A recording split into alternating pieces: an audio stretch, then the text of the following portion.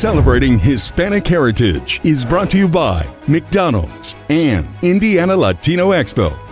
Good evening, everyone, and welcome to Celebrating Hispanic Heritage. I'm Phil Sanchez. And I'm Jeannie Galeros. Tonight we join communities across the country recognizing Hispanic Heritage Month, the time that we honor the history, culture, and impact of Hispanic and Latino people here in Indiana. Indiana's Hispanic and Latino community bring a vibrant multicultural heritage, and this special reflects the many ways it enriches our lives. Yeah, from crew kid to franchise owner, how Victor Rivera built a family legacy one McDonald's at a time. They are building a pipeline of Latino leaders. We look inside the work of the Indiana Latino Expo. Looking forward to that one. And family recipes, street food style. Chichori is a taste of Argentina right here in Indianapolis. And finally, from local TV to social influencer, Tom Alvarez reflects on the roles that shaped his legacy.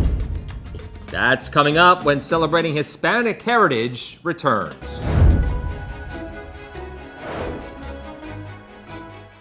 Celebrating Hispanic Heritage is brought to you by McDonald's and Indiana Latino Expo. Welcome back. Meet a man who turned a part-time job into a full-time legacy. Victor Rivera started at McDonald's in Puerto Rico. Now he owns 10 restaurants right here in Indiana. A combat veteran, business leader, and family man, Victor's using his success to invest in his employees, his daughters, and his community. My name is Victor Rivera.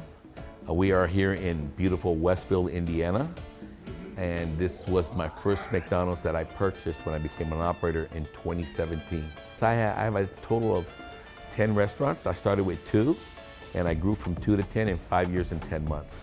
Well, how it all started was a part-time job in Puerto Rico. I started going to the university, and in Puerto Rico, to go to college, you had to have, get a job to help you go to school. And I started working in the 7th McDonald's in Puerto Rico as a crew kid closing at night. I started there, I worked for 5 years, worked my way through the ranks to become a general manager while going through college.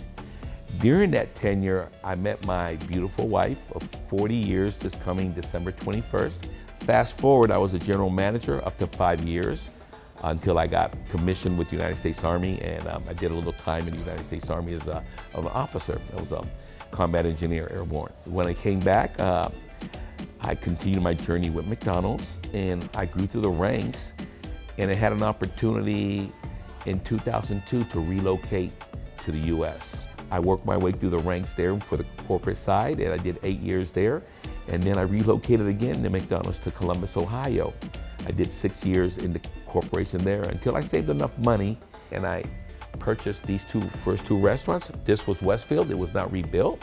I rebuilt it 2 years ago. We focused on operations, we focused on the community, and we have a lot of Hispanic employees, and they've been the backbone of us growing our business. And I was fortunate enough to, we improved operations, we gained the trust of the community, and we had an opportunity to purchase 8 more restaurants on the south side of Indiana. It's been a great journey. As today, during my journey in McDonald's, I will have an opportunity to be on the board of directors. I'm the vice chair now of the board of directors. We manage 68 restaurants, approximately. There's about 37 owner-operator organizations. So we meet, and I try to provide leadership, how to give back to the community, because that's the most important thing about McDonald's. We also do a lot with our employees. We have Archways to Opportunity, where McDonald's pays 50% of the tuition. I pay the other 50% up to $3,000. And we here, all we do is get up every day and give back to the community. So, we have an opportunity to provide a pipeline for growth, just like myself. My daughter, who's my director of operations, and then my youngest daughter just joined the company 2 years ago, and she's my HR officer. So she brings from an educational background, and now she's helping me with the training and development and taking care of our people in the business. It truly is a family business. I'm a first-generation operator, and I am creating a foundation for future success of my daughters. Being a franchisee is not just running a business. It's about taking care of your community. You're as successful as you involve yourself in the community, and most importantly, your staff and your crew. You can't do this without them. And they are your extended family. So we are a McFamily. And we understand their challenges. I was there. So I am a hamburger boy, I call myself. I started as a crew kid, and today, you know, I don't want to say my age, but I'm 60 years old, and I still work in the restaurants. I go, I clean tables, I can still take an order, I can still make our famous fries, because it's all about being customer obsessed. And that's been our success up to where we're at today. Next, a statewide celebration of culture and community, the Indiana Latino Expo continues to focus on inclusion and empowerment. From diverse voices to future leaders, we'll show you how the organization is lifting up and supporting Latinos across Indiana. Stick around.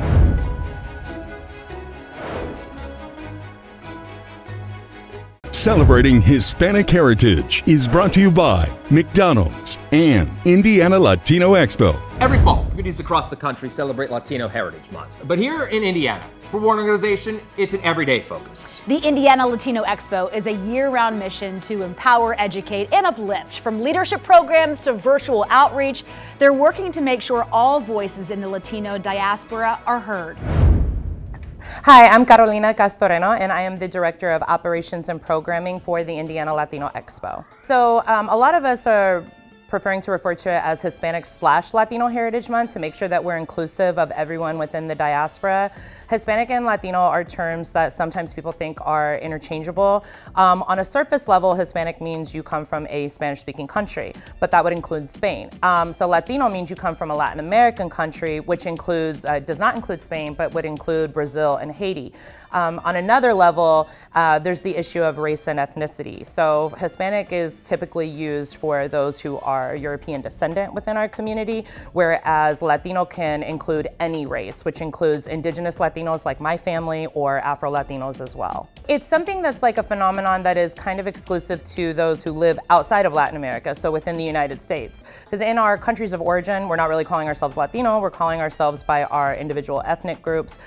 People like my family, we go by our tribal name, and then your nationality, of course. So within the United States, we see certain pockets that have maybe a higher population of one demographic, but then we have areas like Indiana where we do have a high Mexican American population, but we also have people from many parts of Latin America here. There's a very significant Peruvian community here, Colombian, Dominican, and so there seems to be, I don't want to use the word fusion, but there's a lot of collaboration between the cultures within our community. That's the aim of the Indiana Latino Expo, is to make sure that we have a supportive and inclusive environment for everyone within the Latino diaspora, and that we are uplifting our people. So what that looks like for our programs, one of the most popular would be the Access Leadership Program, where we are focusing on getting young Latino professionals ages 21 to 28 who are either finishing up their university education, or they're entrepreneurs, or they're kind of in that beginning phase of their professional career,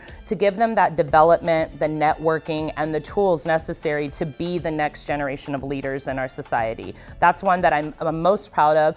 And then we utilize some of our other programming to focus on health, education, and workforce development for our community, especially because we have a very diverse status question within our community. So we have those who are undocumented, we have people who are under the DACA program, and then we have Latinos who are residents and citizens. So making sure that we have resources for every part of our demographic is really important. I think definitely the current political climate is definitely something that's bringing a lot of questions, a lot of fear, and just kind of uncertainty overall. So that's one of the reasons why we took the very important decision to transition our expo this year to a virtual format, because honestly, the security and safety of our community should be a priority. It should be for all Latino organizations and any organization that works with the Latino community.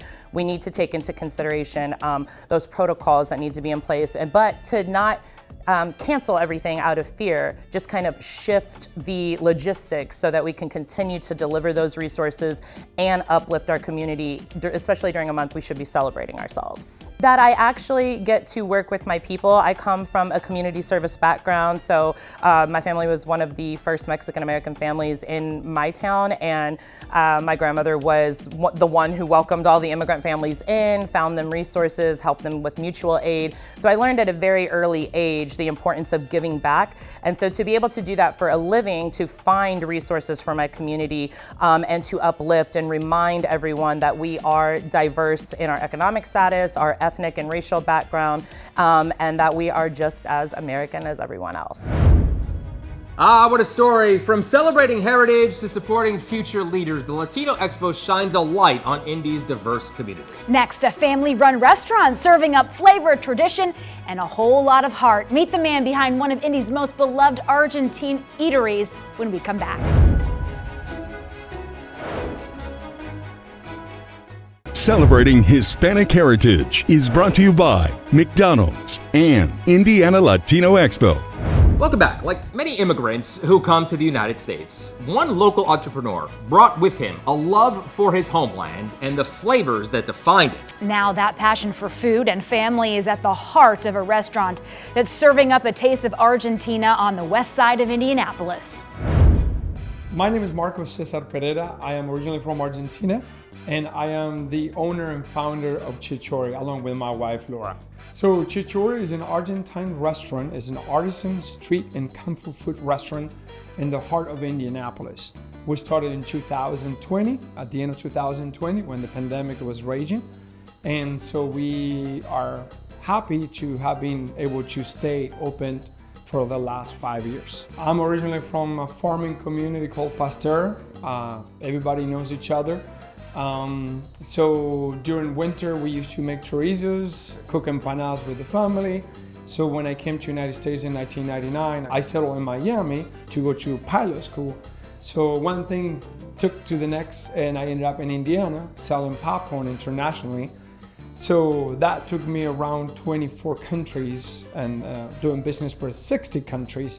So I got the experience to taste different flavors from all over and fall in love with the different cuisines from all over the world. So I'm an avid cook. So I started to make my own chorizos because when I moved to Indiana, I couldn't find any chorizos until my wife one day said, Marcos, you need to take your business somewhere else. It smells like sausages in this house. So anyways, I was making chorizos for the family and the gatherings and so on. So my wife found this location, and when I saw it, it was 1 mile from the track. I loved it. I was like, this is the perfect place for Chichori, and here we are. Being an immigrant and coming from dirt floors in Argentina to going to college in the United States and being able to make it through the process and learning and as time passes, I was like, why not? So my wife said, you can do it. So I'm like, but I'm not a chef. And she's like, no, you can do it. You look at all the things you have done. And so I started to talk to myself, to trust myself that I could do it. And so yeah, it was a lot of hours, over 100 hours a week that we put it when we started this place. And then just it evolved and improved as time went on. And it's an evolution. You learn as you go, and if something doesn't work, you need to figure out, because your investment, your little baby is on the line. So you gotta take your ego aside, like I like to say usually, and understand that you're wrong to improve and learn. Starting from the fact that I'm a chef aficionado. I'm not a trained chef. I don't have culinary background, but I love food. Just coming out and Diners, Drive-Ins and Dives has been the confirmation, the assurance, and the validation that what we're doing is good. Just being able to do the expansion now, everything takes time and effort and a lot of stress and a lot of work. So, but you have to work through that in order to get where you want to. So, and that started 26 years ago when I made it to the United States for the first time. And I've seen results every time and everything I have embarked to. So, and this is one more, and I love it. I'm proving myself with this, and my wife, because my wife helps so much out. It's a work of two people here, several people. Coming up, from a close-knit Mexican-American family to a lifetime in the arts and broadcasting. When we return, we'll share a candid interview with Tom Alvarez. Don't go away. Celebrating Hispanic Heritage is brought to you by McDonald's and Indiana Latino Expo. Welcome back. Tom Alvarez is an Emmy Award-winning documentary filmmaker, a journalist, and longtime entertainment contributor who has spent most of his 50-year career right here in Indianapolis. As the first Mexican-American broadcaster in Indianapolis, he paved the way for so many. But it all started with the influence of his parents. Well, you know, I'm an open book, and I'm happy to share things about my childhood. So let me set that up, first of all. Family of 9 of us, hardworking, strict, blue collar. I was raised biculturally, my Mexican-American heritage. My parents didn't teach us Spanish because they were afraid that we would be discriminated against because of our accents. When they lived in Texas, they faced brutal discrimination from all sides. So they were very sensitive, and it was the whole American dream thing, assimilation. We want you to fit in. And I regret that to this day that I'm not fluent. Actually, you know, within the last 5 years, I've moved to the West Side intentionally because I'm surrounded by Latino immigrants, and I am now learning Spanish. But I also, you know, coming from a large family like that, you know, there's also a lot that came with, in terms of, you know, the financial difficulties. My mother was a homemaker, 9 kids. We shared like a 4-bedroom house, a tract home on the industrial side of Fort Wayne. But, you know, we had great community support, and we had a lot of help early on, Catholic charities and groups like that. And my mother had kind of personality that, you know, she was like, she didn't know a stranger. She taught us early on, you know, you don't have to have money to have style or good taste. But she also taught us discipline, and they instilled in us a work ethic, you know, that had a lot to do with where I am today. But, you know, when I was a little boy, I knew down deep that I was different, and I knew. Of course, I later came out. It took me, well, in college, I finally came out 20 years later. But of course, I knew that, and growing up Catholic, you know, I said that whatever those feelings were, I had to submerge them and keep that secret. And fortunately, I wasn't bullied or anything like that, because I had a good sense of humor, and I had 6 brothers who had my back. So if I were to have looked into that camera, I would have said, just be patient, work hard, have faith in yourself. Don't let anybody else ever define you or tell you what you can or cannot do. Trust your instinct. That's what I would have said. Somehow I knew all that. To me, it's like a miracle, considering, you know, that I didn't really have that direction. The only direction I had, some of my older brothers were my role models, you know, and still are. And so I had family, I would say. But yeah, it's a miracle to me that I became a TV director, because I was so shy and I was so timid. Very sensitive kid, you know, it was a blessing and a curse. That's why I found the arts, I found my peeps, because I could express that part of me. But again, by the time I got into broadcasting, somehow I found it in myself. I was determined that I would find a way to express myself. You know, what I'm learning in my old age is don't be afraid to be vulnerable.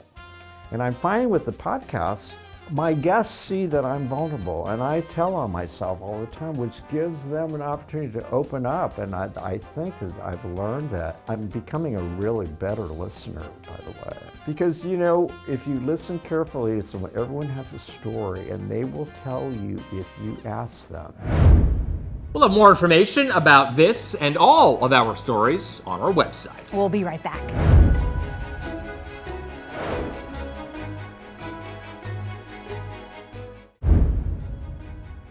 Indianapolis is host to dozens of events that celebrate Hispanic Heritage Month. Originally from Mexico, Eduardo Luna is the executive director of Arte Mexicano in Indiana. We're just the neighbors from the south, and we have had relationships throughout so many years, and a lot of families have migrated to the States, and we have created families here in the United States too. The local nonprofit focuses on Mexican arts and culture and providing a space for Latino artists. This Hispanic Heritage Month, the organization is working with the Indie Arts Council to create a guide of local events happening all month long. You'll find a link to the full list of all the events on wishtv.com. From all of us here at Wish TV, thank you for joining us to celebrate Hispanic Heritage Month tonight. From entrepreneurs to community leaders, we've seen how members of the Latino Hispanic community are building dreams and making a lasting impact across Indiana. And a special thank you to everyone who shared their stories with us and also welcomed us into their lives. Be sure to scan that QR code on your screen to visit our website at wishtv.com for all the celebration features and more. Thanks for watching and celebrating with us. We'll see you next time. Celebrating Hispanic Heritage is brought to you by McDonald's and Indiana Latino Expo.